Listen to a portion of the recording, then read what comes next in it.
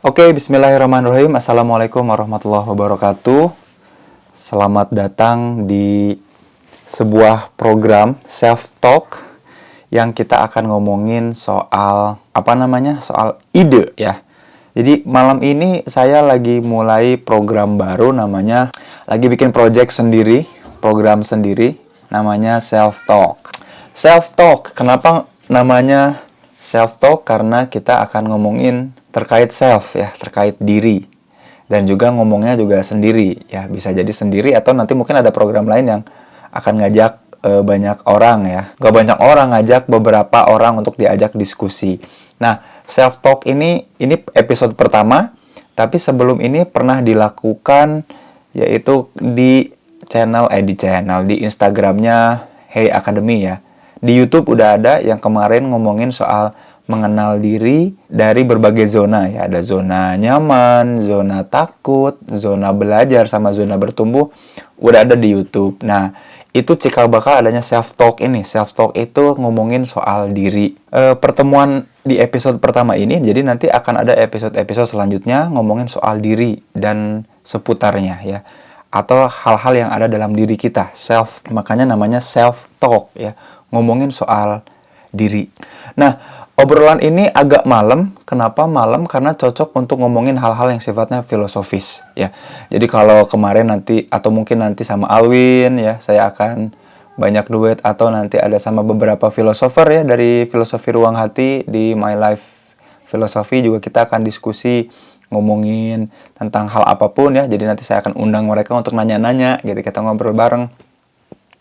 Tapi kalau self-talk ini cenderung filosofis. Saya akan cerita sejarah, saya akan cerita narasi, saya akan cerita kerangka berpikir, termasuk di dalamnya juga ngomongin soal yang ini, yang pertama, soal ide. Ide ini akan saya mulai dari sejarah katanya ya. Yang pertama itu ngomongin sejarah kata idenya dulu ya. Sejarah kata ide, idea, ide. Jadi kalau teman-teman baca tentang, jadi ini, saya mengagumi filosofi, filsafat itu terutama ketika saya mulai belajar di S2 ya. Saat itu ada sebuah buku yang wajib kita baca. Jadi kalau teman-teman yang lagi kuliah psikologi di UI, mau itu S1, S2, mungkin juga S3, akan diminta untuk baca satu buku ini. Tokohnya namanya Herger Han ya. Dan kita diminta betul-betul hatam betul si buku itu, karena dia ngomongin sejarah perkembangan pemikiran manusia ya. Jadi ini literaturnya dari tokoh yang namanya Herger Han, buku Herger Han. Dia cerita soal, yang paling menarik itu cerita soal ide. Nah, itu kalau di Herger Han itu kan versi lumayan textbook lah ya, versi ilmiahnya. Kalau teman-teman suka versi novelnya, saya rekomendasiin buku judulnya Dunia Sophie ya. Yang nulisnya itu Justin Gardner atau Garner ya. Jadi itu bagus banget. Jadi di sejarah pemikiran manusia, sejarah perkembangan keilmuan, memang selalu diawali ngomongin atau kiblat awalnya itu pasti ngomongin Yunani aja. Yunani kuno itu pasti disebut di awal. Jadi seolah-olah kiblat dunia pemikiran, dunia ide, kita akan ngomongin lebih spesifik. Seolah-olah pemikiran itu bermula selalu dari Yunani. Nah, alasannya kenapa? Karena cuman Yunani yang mulai untuk mendokumentasikan hasil-hasil pemikiran atau ide ya. Jadi kalau teman-teman baca literatur apapun, jadi kalau teman-teman kuliah matematika, fisika, sejarah, antropologi, pasti merujuknya, kalau ilmu barat itu pasti merujuknya ke zaman Yunani kuno. Memang sebelum Yunani nggak ada ilmu pengetahuan, orang-orang nggak maju gitu ilmu pengetahuannya, enggak. Tapi sebelum itu orangnya nggak literate, artinya tidak mendokumentasikan apa yang dilakukan. Nah, makanya biasanya rujukan awalnya selalu ke arah Yunani. Nah, padahal di buku itu menarik nih. Padahal ternyata kehidupan sebelum Yunani berkembang pesat sebagai pusat keilmuan, ternyata Yunani itu banyak didatangi oleh pendatang, yang pendatang ini datangnya dari India kuno. Jadi orang-orang keren di Yunani kuno itu ternyata punya ternyata banyak belajar dari India kuno. Jadi orang India itu seneng jalan-jalan kemana-mana, pesiar kemana-mana, nyampe lah di Yunani. Nah, di Yunani inilah bahasa-bahasa India kuno, bahasa-bahasa India kuno itu banyak mewarnai kehidupan pembahasaan di Yunani. Nah, salah satunya nanti soal ide ini. Jadi teman-teman yang baru bergabung, saya lagi ngomongin soal sejarah kata ide. Ya, kan kita lagi ngomongin ide nih, self talk ini lagi ngomongin ide. Sejarah kata ide. Ide itu dari mana asalnya? Nah, rupanya ide ini adalah kata yang diserap dari bahasa India kuno. Jadi idea,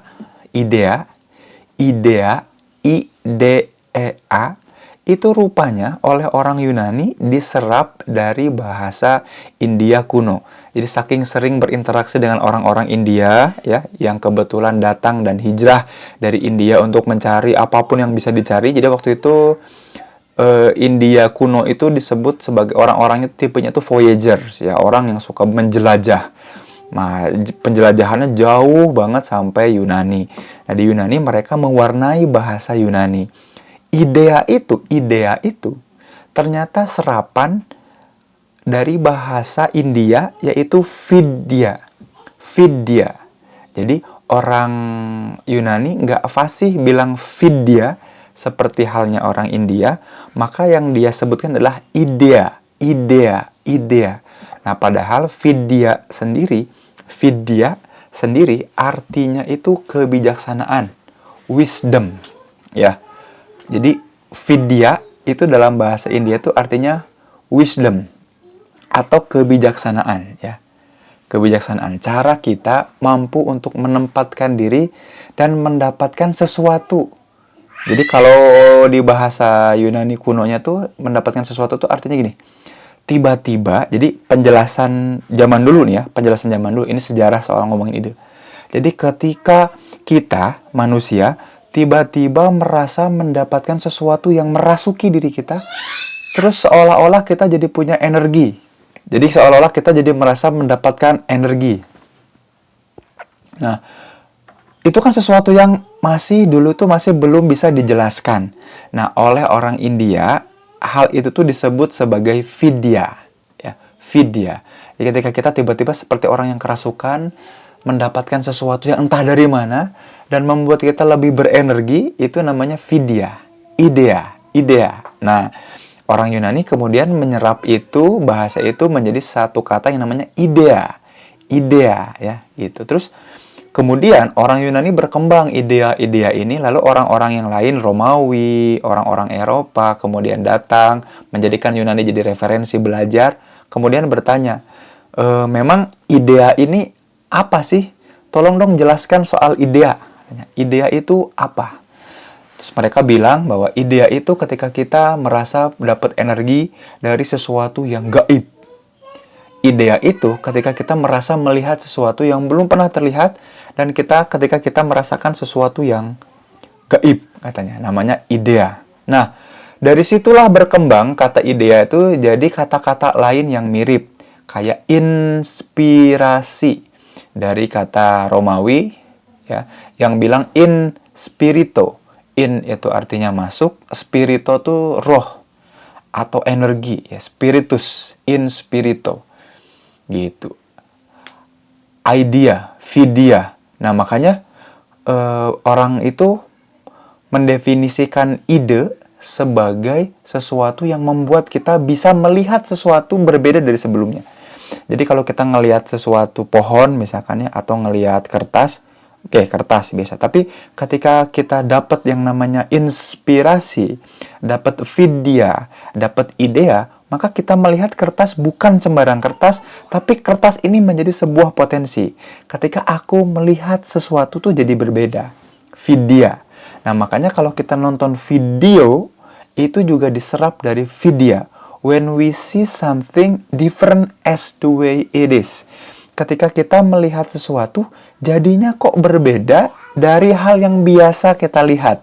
Namanya video. Diserap juga dari tadi, vidya. Ya, kebayang sampai sini ya. Jadi ini seru banget dan orang itu saling serap-serapan bahasa. Dan akhirnya kita berkembang. Jadi kita punya definisi banyak. Nah, kemudian si Hergrahan juga mengingatkan, waspada terkait definisi, katanya gitu. Definisi itu cara kita bukan untuk menjelaskan. Jadi, definisi itu cara kita bukan hanya untuk menjelaskan sesuatu.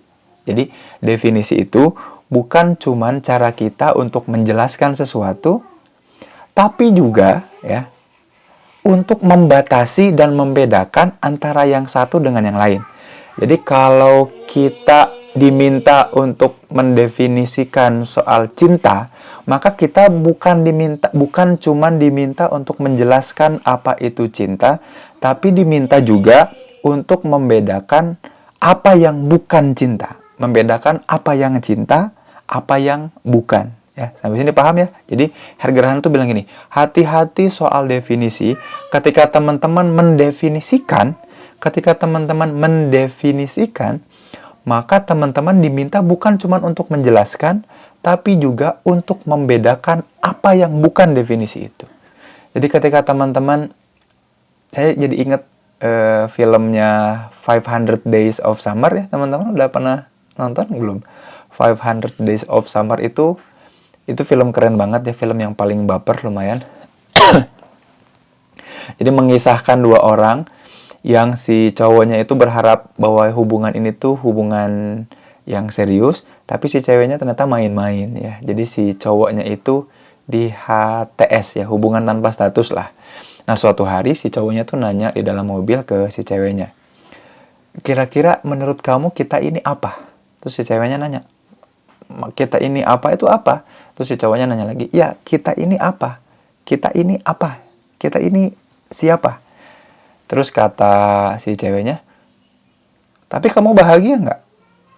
Cowoknya bilang, iya bahagia. Oke, maka nggak penting kita ini apa. Jadi kita nggak penting punya status, yang penting kan kita bahagia, barengan aja, hubungan tanpa status, katanya gitu. Jadi ngambang lagi, ngegantung lagi, nggak jelas hubungannya apa. Nah itu tuh di PHP-in tuh kayak gitu ya. Maka hati-hati soal mendefinisikan, maka kita itu butuh definisi karena kita butuh batasan. Butuh bisa membedakan, aku ini siapanya, aku ini apanya. Nah, termasuk tadi ide. Jadi, ide itu membuat kita mampu untuk melihat sesuatu yang bukan sesuatu yang pada awalnya. Ya. Dengan ide, kita bisa melihat sesuatu not as the way it is, tapi kita bisa melihat sesuatu dengan cara yang berbeda. Sampai sini mudah-mudahan paham dulu ya, jelas dulu ya. Jadi tadi ini kita lagi ngomongin soal sejarahnya ide. Ternyata ide itu dari situ, dari vidya, dari kebijaksanaan, dari wisdom yang orang-orang zaman dulu mendefinisikannya atau membatasinya. Definisi dari ide adalah ketika kita melihat sesuatu tidak seperti kita melihat hal itu seperti biasanya. Kalau kita biasa melihat piring, maka cara kita melihat piring tidak biasa. Kita melihat piring sebagai peluang misalkan. Kita melihat piring sebagai wadah yang lain. Kita bisa melihat piring bahkan sebagai sebuah alat musik ya. Itu ide. Nah, sekarang saya ajak untuk mendefinisikan ide ya, supaya nanti teman-teman paham. Jadi saya ajak definisi ide itu, saya bukan pengen menjelaskan soal ide, tapi saya pengen ngajak teman-teman untuk membedakan antara ide dengan kata-kata yang lain, yang mungkin kalau dijelaskan jadinya beda. Oh, ini penontonnya mulai berkurang karena pusing ya, atau keburu ngantuk. Tapi ini buat saya fun banget ya. Jadi kita itu seringkali ngomong kata atau kalimat yang bisa jadi kata atau kalimat itu kita sendiri nggak ngerti ya. Kita seringkali ngomong sebuah kata atau sebuah kalimat yang seringkali kita tuh nggak ngerti itu tuh maksudnya apa ya. Contohnya gini, tolong dong bedain apa sih perbedaannya atau apa perbedaan dari definisi ide, think, berpikir, thought, pikiran, mind, apa coba terjemahannya mind, sama brain. Apa sih bedanya? Ide, think, yang berpikir, thought, pikiran, mind, mind juga apa? Pikiran juga, atau brain. Apa sih bedanya? Nah, jadi kembali lagi ke fungsi mendefinisikan. Ketika kita diminta untuk mendefinisikan, maka sebetulnya kita diminta untuk membedakan, memberikan boundaries, memberikan batasan apa yang bukan dari definisi yang kita jelaskan. Nah, saya pengen ngajak teman-teman untuk bisa ngebedain ini, karena kemudian ini penting. Jadi kalau kita nggak bisa menjelaskan dan mendefinisikan sesuatu, bagaimana kita bisa mengontrol? Karena menjelaskan itu salah satu bagian dari kita making sense of something, ya. Jadi kalau kita ingin bisa mengelola dan mengontrol sesuatu, kita harus mampu dulu menjelaskannya. Contohnya gini, ide itu kalau pengen kita bisa kontrol dan kendalikan dan optimalkan, maka langkah pertama kita harus bisa jelaskan dulu apa itu ide dan apa yang bukan ide. Maka dari situ kita bisa memprediksi kapan kemunculan ide, kapan ide nggak muncul.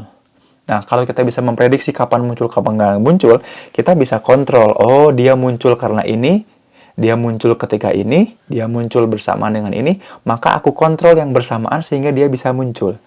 Maka langkah pertama kita tentu saja harus bisa menjelaskan, setelah menjelaskan memprediksi, baru mengontrol. Nah, kalau teman-teman lagi bingung gimana caranya mengelola ide, menjadikan ide mewujud di kenyataan, kita awali dulu dari menjelaskan dan mendefinisikan ide. Apa yang ide, apa yang bukan ide. Ya, sampai sini mudah-mudahan jelas dulu ya. Oke. Saya mau ngebedain antara ide, think, thought, mind, sama brain. Brain dulu. Brain itu strukturnya, tempatnya.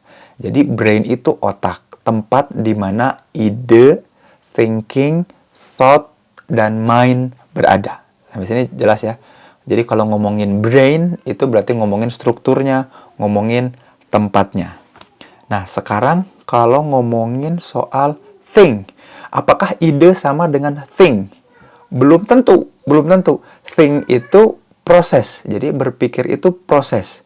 Proses apa? Bisa jadi proses mendapatkan ide, atau juga cara kita untuk mengeluarkan atau mengelola atau mengolah ide. Ya, itu namanya think. Jadi, think itu aktivitas atau kegiatan atau prosesnya. Berpikir itu bukan ide.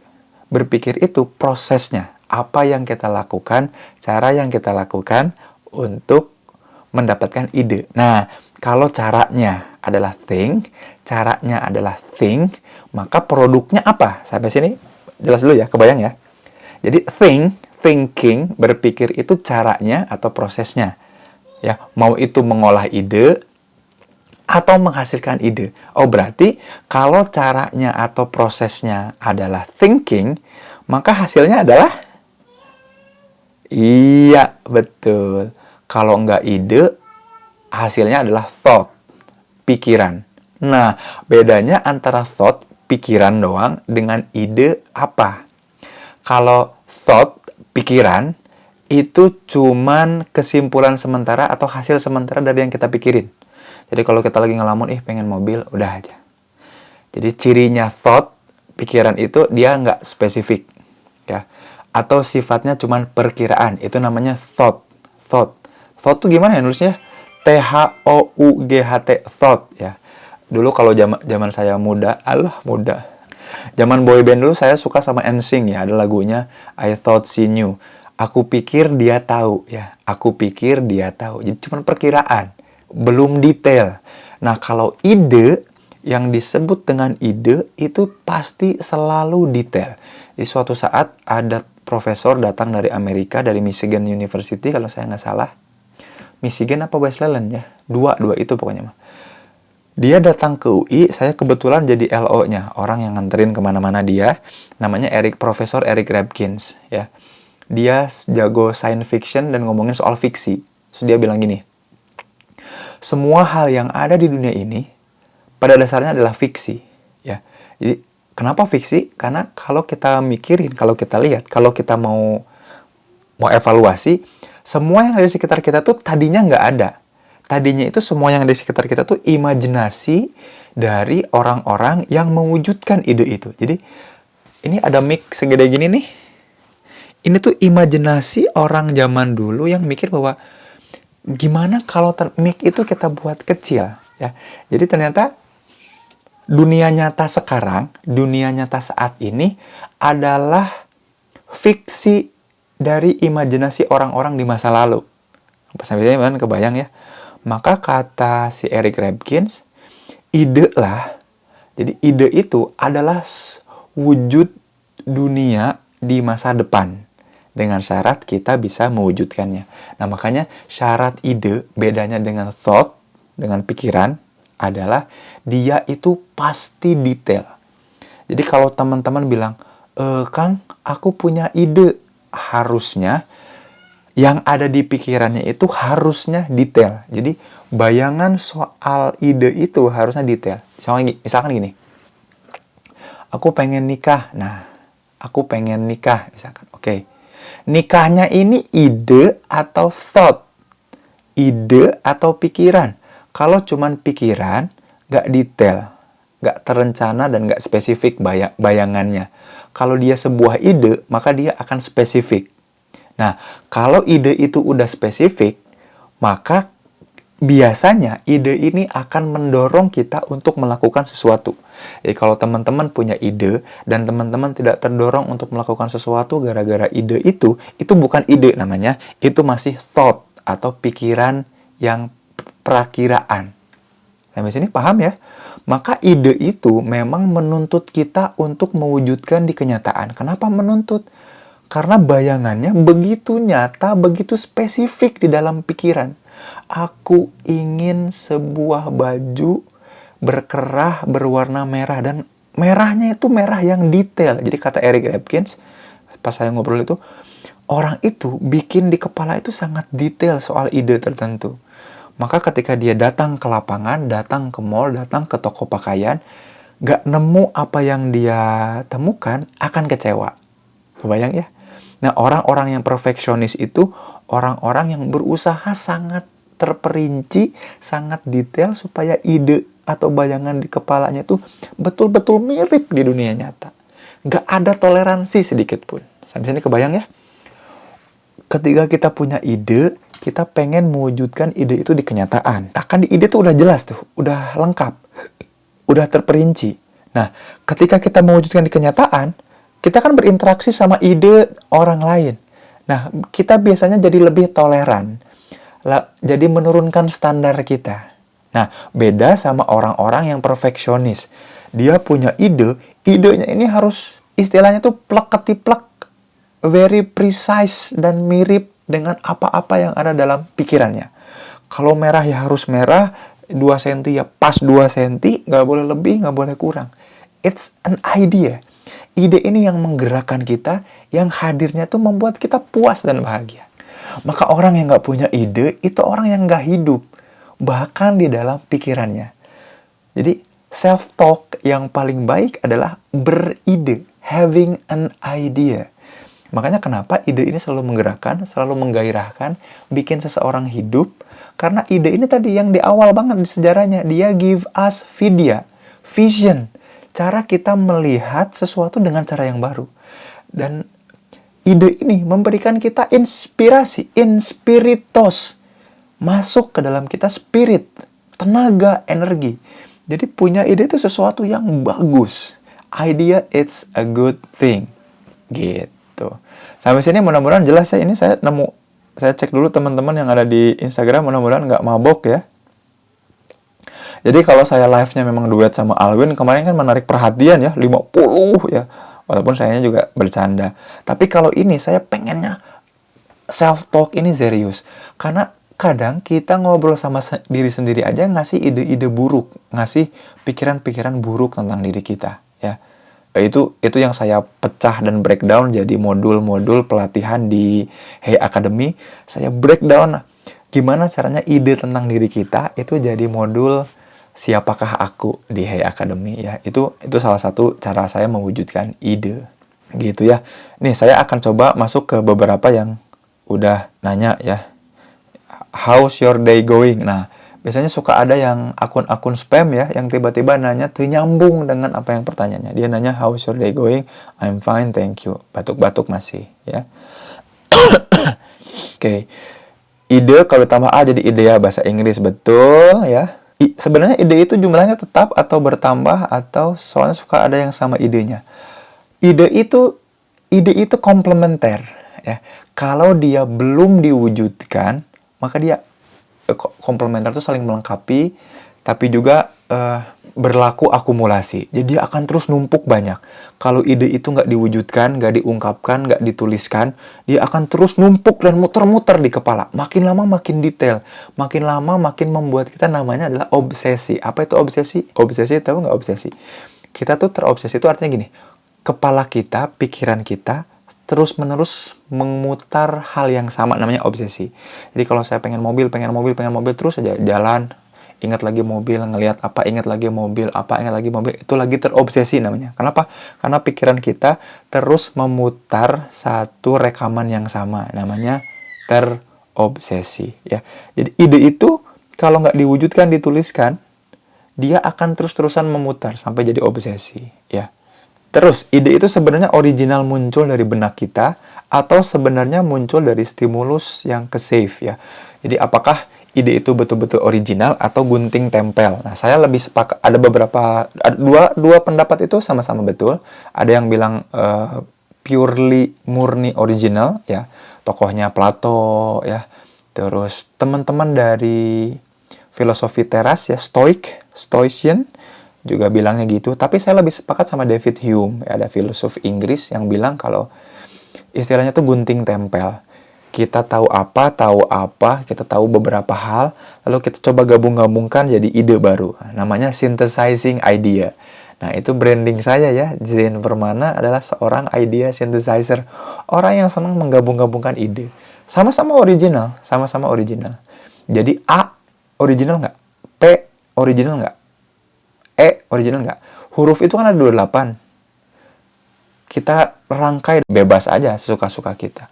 Kita rangkai jadi sesuatu yang baru. Tuh, jadi ide itu nggak original. Ide itu menurut saya lebih tepat kayak David Hume yang kita coba synchronize dan synthesize dari pengetahuan-pengetahuan sebelumnya. Ya. Proses ide muncul gimana? Nah, tadi ya, mensintesa. Jadi kita mempersepsi dulu. Setelah dipersepsi, kita mulai punya pikiran. Pikiran itu memproses, hasilnya adalah ide. Nah, ide ini nanti jadi referensi lagi untuk diproses untuk ide-ide baru. Gitu, itu prosesnya. Mau di mana, mau dibawa kemana idenya? Idenya dibawa kemana ya bergantung kita. Tapi ide itu akan nuntut kita untuk mewujudkannya. Gitu ya. Jadi itu ya, jadi terkait dengan ide. Jadi memang ide itu menuntut kita untuk segera mewujudkannya. Karena ide ini membuat kita punya dunia tersendiri. Jadi kalau istilahnya Ern Cassirer, teman-teman cek video saya yang mengenal diri ya, yang berbagai zona. Saya ngomongin soal Ern Cassirer dan dia bilang gini, human can transcend the real into possible. Jadi kalau kita ngebayangin sesuatu, kita punya ide, di sini tuh udah nyata, itu tuh udah ada. Kebayang nggak? Kalau saya mau live nanti jam 9, saya bakalan ngomongin apa? Omongannya udah ada, live-nya udah, bayangannya udah jelas. Dan itu tuh akan very very detail dan very very spesifik. Nah, upayakan kita wujudkan itu dalam bentuk yang paling detail, paling spesifik. Kalau nggak bisa menuliskan, omongkan. Kalau nggak bisa omongkan, gambarkan. Cari media yang membuat kita precisely, secara tepat bisa mewujudkan that idea. Ya. Kalau butuh bantuan namanya coach ya, atau butuh bantuan profesional namanya idea synthesizer ya. Bagaimana caranya mensintesa ide itu ya. Itu fungsi dari ide. Gitu. Catat bagaimana ketika di pikiran itu sudah terperinci. Nah, biasanya suka rasa takut salah. Pikiran soal kekurangan dan kelebihannya, tapi lihat kekurangannya malah jadi down. Ya, nah salah satu, jadi gini ya. Kita punya idenya udah lengkap, merasa ide itu bagus, terus kita coba wujudkan. Nah, ketika kita mencoba mewujudkan di dunia nyata, kita ketemu ide orang lain. Nah, ide orang lain ini yang lebih kuat, yang lebih detail, yang lebih spesifik akan membuat kita menciut, mengkeret takut. Nah, problemnya bukan lagi di ide, berarti problemnya di komunikasi. Ya, termasuk kalau rasa takut salah, takut gagal, berarti kita masih belum bisa mengkomunikasikan dengan diri kita tentang ide itu. Nah, makanya ada program self-talk ini, saya pengen ngajak teman-teman untuk yuk besarkan ide, ngobrolin ide sama diri sendiri dengan spesifik. Aku punya ide nih, bikin komunitas untuk bantu orang-orang yang lagi toxic relation. Bikin yuk platformnya, filosofi ruang hati, jadi. Ya nggak? Saya punya ide nih, tentang opini saya terkait dengan sedih, galau. Jadi postingan Instagram, your idea have to be transformed into reality. Jadi orang tuh harus ngelihat ide itu seperti apa. Dan ide ini pasti kalau ketemu sama orang lain tuh akan menemukan persinggungan. Apakah itu jadi sesuatu yang malah jadi wow, kolaborasi namanya, atau malah jadinya kita menciut, takut namanya yang tadi, ya, apologi, alasan yang membuat kita takut untuk melakukan sesuatu, ya, gitu. Kita jadi down itu karena memang bertemu dengan orang lain. Maka tips dari saya adalah, ya ini self-talk ini, program self-talk ini memang untuk itu, untuk ngomongin itu. Original ide itu dari mana ini, Raffi Fandi? Dilihat dari mana sih? Atau apa yang menjadikan ide itu otentik? Yang paling duluan memulai itu otentik, ya. Jadi ide ini asli, otentik. Tahu dari mana? Yang pertama kali mewujud di kenyataan. Jadi kalau kita punya ide soal A, ya harus keluar duluan A. Siapa yang duluan keluar A? A. Makanya kalau punya ide dikit, buru-buru jadikan karya. Karena siapa yang tahu bahwa ide itu cuma datang ke diri kita. Bisa jadi Allah titip-titipkan tuh ke banyak orang si idea itu. Maka tugas kita itu bukan bagus-bagus ide, bukan bagus-bagusan ide, tapi cepet-cepetan transforming the idea, generating the idea into reality. Itu kata kuncinya. Bukan bagus-bagusan ide, sempurna-sempurnaan ide, tapi duluan siapa yang mampu untuk mewujudkan ide itu di dunia nyata. Gitu. Kadang banyak ide, tapi bingung mau diapresiasikan kemana. Kalau ide banyak tapi nggak spesifik, bukan ide namanya. Itu namanya thought. Ide itu harus spesifik. Jadi lamunan dan angan bukan ide. Ide itu bentuknya bayangan dan gambaran jelas yang menggerakkan. Itu ide namanya. Jadi kalau aku punya banyak ide nih, bukan. Itu punya banyak pikiran namanya.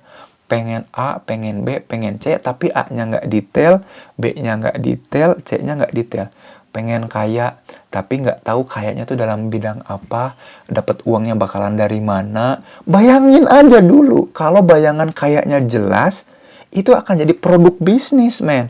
Kalau cuma pengen kaya, pokoknya pengennya tiba-tiba ada yang ngasih aja.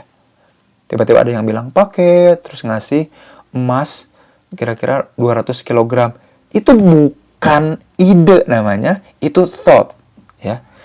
Jadi linglung itu karena kamu kebanyakan thought, ya, bukan kebanyakan ide, ya. Jadi ide itu selalu menggerakkan spesifik dan detail bayangannya. Kalau belum, bukan ide namanya. Maka yuk cari ide, yaitu kita kumpulkan pikiran-pikiran melalui proses thinking untuk jadi satu ide yang jelas. Ide itu buru-buru harus kita wujudkan di dunia nyata. Gitu. Ya.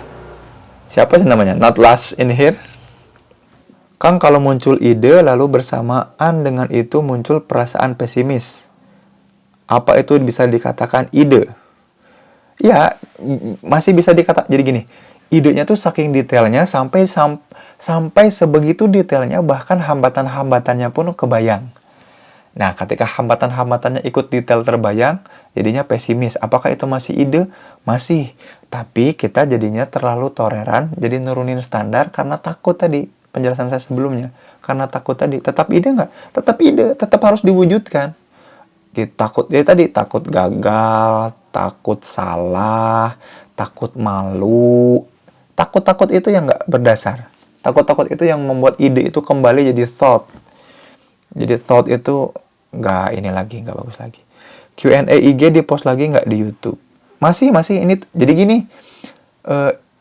ide untuk ini nih ya. Ide untuk bikin satu program yang namanya self talk ini berawal dari pertanyaan yang dipost di IG. Pertanyaannya LM Ilul ya, yang nanyain soal kok aku kalau punya ide suka jadinya belepotan ngomongnya. Terus aku tuh suka paham konsep, paham sesuatu, tapi kok susah banget ngejelasinnya ke orang lain. Nah, saya pengen ngomongin itu, keidean untuk ngomongin itu, tapi kayaknya saya harus ngomongin dulu dari dasar. Kalau tiba-tiba ngejelasin soal itu agak bingung. Makanya saya bikin program ini. Self-talk itu penting karena kadang-kala kita nggak bisa ngomongin apa yang kita pengen kalau nggak punya atau nggak melakukan yang namanya self-talk itu. Nah, ini dalam rangka self-talk ini. Gitu. Apakah muncul suatu ide bisa dilatih? Ya harus dilatih, Najla. Cara melatihnya adalah dengan berpikir. Karena proses, jadi kan gini, ide itu output dan juga referensi. Jadi, ide itu hasil dan juga bahan bakarnya. Nah, cara untuk membakarnya, untuk jadi sesuatu itu namanya berpikir. Nah, untuk punya ide ya kita harus sering berpikir. Dan memastikan bahwa apa-apa yang kita pikirkan itu detail, very detail. Jadi bayangan yang detail dan mampu menggerakkan kita untuk mewujud di kenyataan. Jadi kata kuncinya 2 ya. Detail dan menggerakkan kita untuk ingin mewujudkannya. Harus 2 itu. Pikir, ini apa nih? Kang, perlukah melakukan kontrol ketika menyelami dunia ide yang terbatas? Ya, kontrolnya adalah memastikan bahwa yang kita pikirkan itu detail. Ya, jadi, aku pengen kaya nih. Oke. Kaya itu berarti yang paling mungkin kaya itu aku dari penghasilan yang mana ya?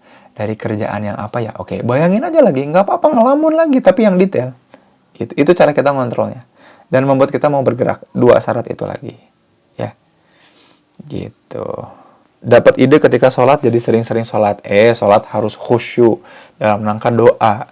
Ya, jadi hati-hati kalau dapat idenya pas lagi sholat. Itu bisa jadi idenya bukan dari sholatnya, tapi dari setan. Ya, sholat itu khusyuk untuk mohon ampun dan bersyukur, berdoa. Hati-hati ya. Self-talk tuh di kepala sendiri apa kepala orang lain?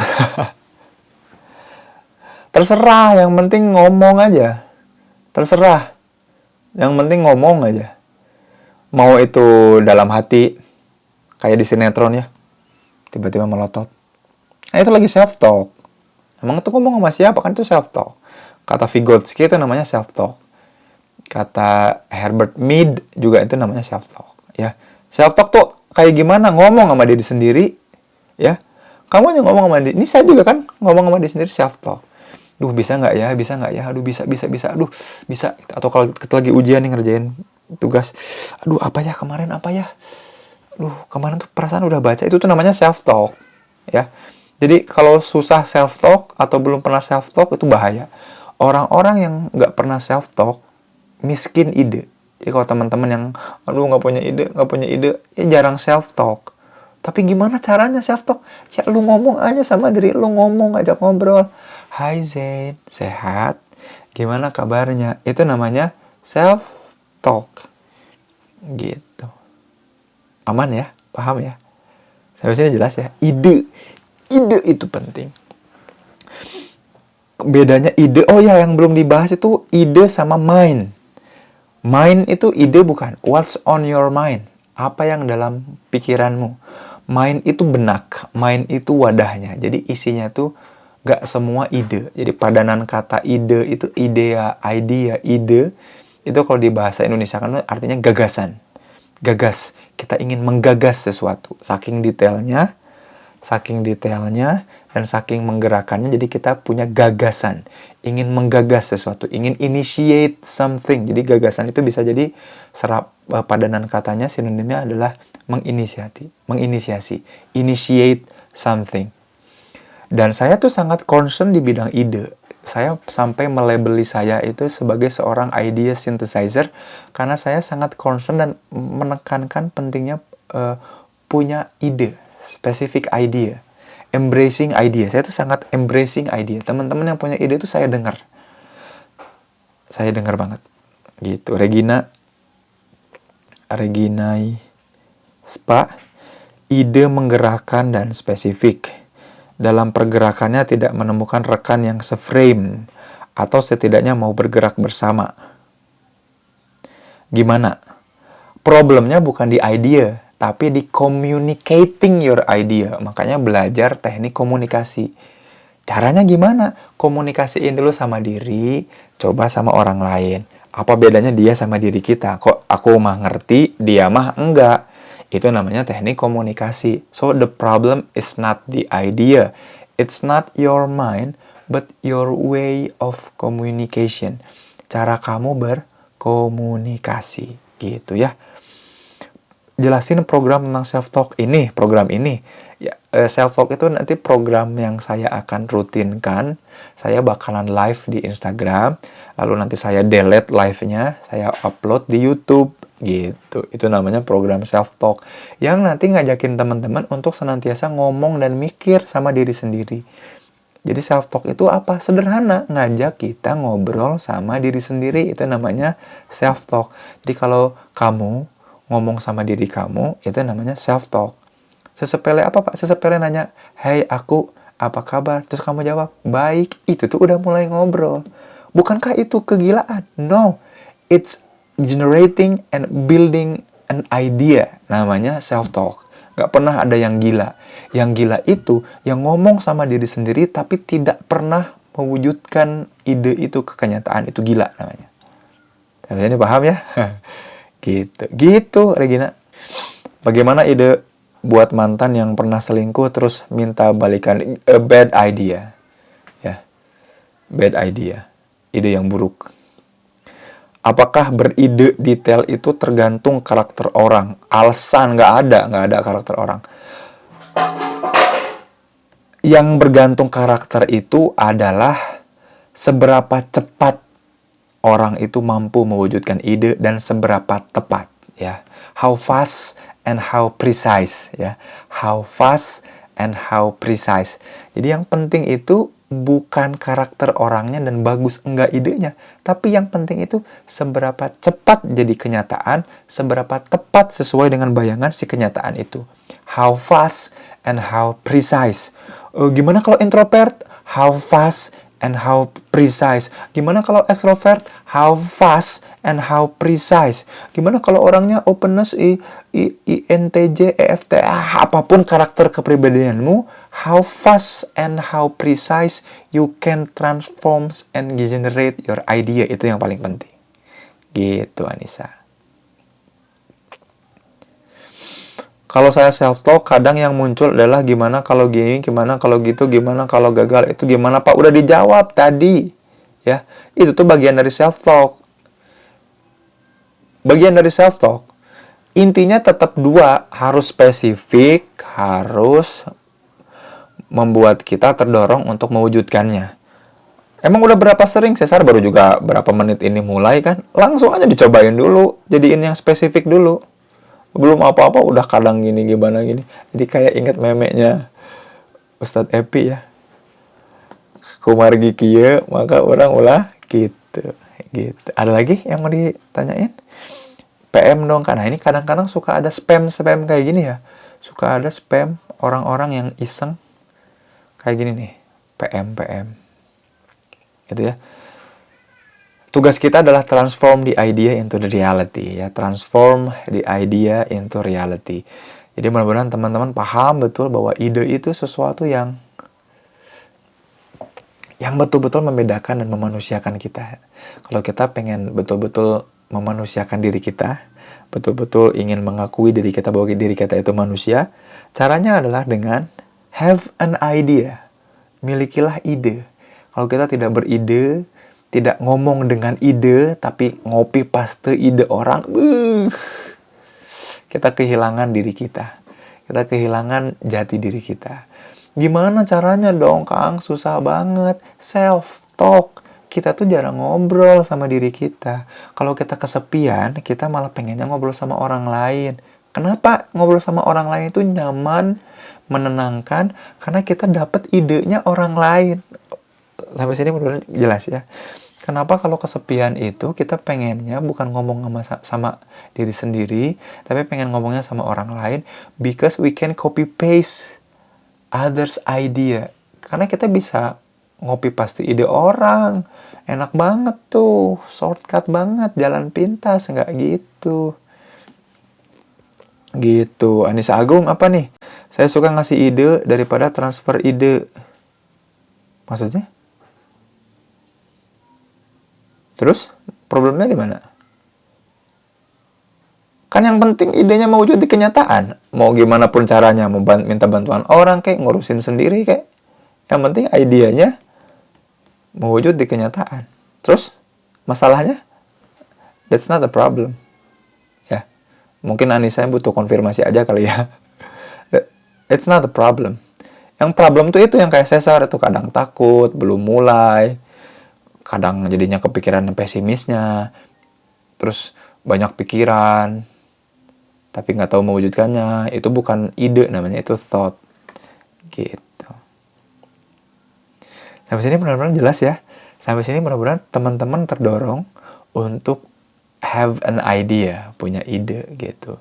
Dan itu penting banget buat kehidupan kita, penting banget teman-teman, gitu ya. Teman-teman, kalau teman-teman suka sama program ini, konten ini, tolong dukung ya nanti atau komen nanti di postingan feeds ini, sharing apa yang didapat dari teman-teman. Jadi atau saya jadiin sayembara aja deh. Kalau teman-teman kira-kira dapat manfaatnya dari topik malam ini, coba share apa summary yang teman-teman dapetin. Jangan lupa mention saya sama Hey Academy. Nanti saya kasih potongan atau malah jadi gratisin di Hey Academy kelas Siapakah Aku di bulan Mei, di bulan Mei. Coba ya. Gitu. Oke. La Naturella, kayak pernah ini ya. Saya pernah punya ide tapi karena pesimis jadi saya sampein ke teman buat lanjutin ide saya. Alhamdulillah berhasil. Tak lama jadi mikir, kenapa nggak coba sendiri ya? Ya nggak apa-apa, bagus. Dan untungnya kita punya orang lain yang barangkali bisa makan ide kita. Berarti artinya cara kita mengkomunikasikan ide udah bagus. Berarti ide kita udah cukup precise dan fast enough to be transferred to others. Itu juga cara yang bagus ya. La Naturella. Perempuan butuh diyakinkan dan konfirmasi. Laki-laki juga sama. Kalau dihitung alat ukurnya Teh Citra ya. Ada alat ukurnya namanya need for closure. Butuh kepastian. Itu sama-sama ya. Malah laki-laki itu lebih tinggi kebutuhan akan kepastiannya. Yang lebih tinggi di perempuan itu kebutuhan untuk ditenangkan. Bukan diyakinkan tapi ditenangkan. Gitu. Ya, wah Reza nih. Nih kapan-kapan saya akan ajak Reza juga buat ngobrol bareng ya di live IG ini. Gitu. Teman-teman dapat maknanya ya. Share summary-nya, teman-teman boleh posting di story, mention saya atau di postingan yang poster yang saya kasih tahu tentang ini. Sampai jumpa di self talk selanjutnya. Ini tidak akan saya share di story karena saya udah rekam buat di YouTube. Jadi teman-teman nanti cek di YouTube aja. Ini seperti apa, jangan lupa main-main ke YouTube. Untuk tema selanjutnya saya nggak tahu mau ngomongin apa. Yang jelas saya akan ngomongin sesuatu yang akan ngedorong teman-teman untuk selalu self-talk, ngobrol sama diri sendiri ya. Rasulullah SAW di masa-masa sebelum kenabian dan bahkan kenabiannya sering berkhalwat di Gua Hiro ya, menatap kejadian, menatap kota dari atas ketinggian. Apa yang dilakukan? Self-talk.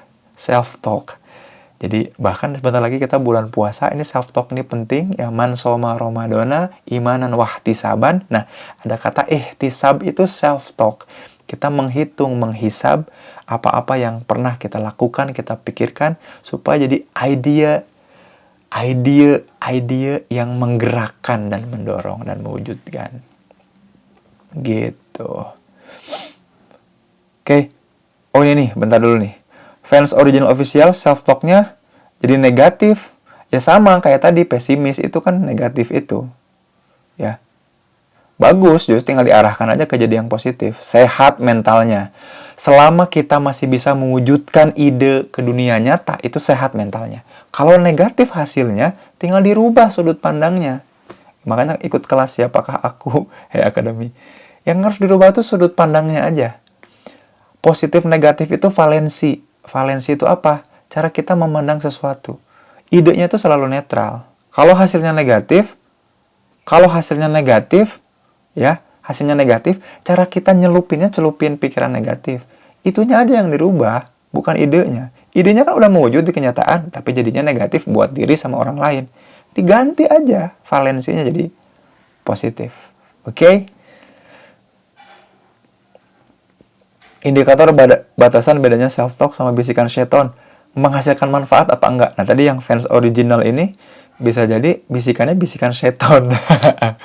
Tapi intinya menghasilkan manfaat buat orang, menghasilkan manfaat buat diri dan orang lain. Itu great idea itu.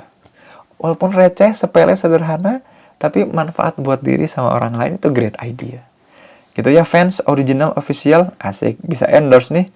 Teh Citra ya, sampai jumpa di pertemuan berikutnya. Jangan lupa ke channel YouTube, like dan subscribe. Sampai jumpa di self-talk selanjutnya. Mudah-mudahan seminggu sekali atau seminggu 2 kali. Tapi kayaknya seminggu sekali deh. Saya punya program lain juga ya. Ada Curious, Lucu dan Serius bareng Makna Aksara sama Alwin. Itu saya akan ngomongin konsep-konsepnya nggak sedetail dan sedalam ini, nggak seserius ini. Itu ada lucu-lucunya, unsur-unsur komedinya saya masukkan di situ. Kayak video yang saya sama Alwin ngomongin single dan jomblo ya. Yang penting ngasih manfaat aja. Ini lagi punya banyak ide, tapi masa social distancing ini mengidenya mewujudkan karyanya lewat ini. Saya akan ajak orang sebanyak-banyaknya nanti untuk kolaborasi di sini untuk ngomongin yang berat-berat. Sampai jumpa. Wassalamualaikum warahmatullahi wabarakatuh.